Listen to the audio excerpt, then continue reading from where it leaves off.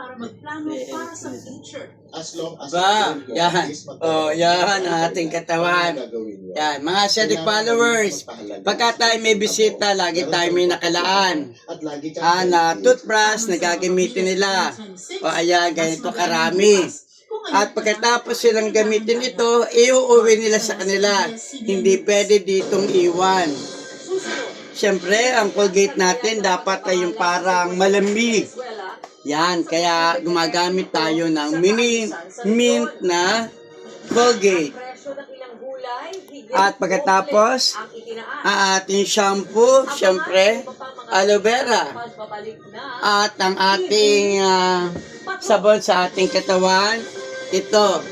Gagamitin din ito na ating mga bisita. Kasi may kanya-kanya talaga akong sabon na ginagamit ko. So muli, ito ang mga pinapagamit ko sa mga bisitang darating sa akin. Thank you.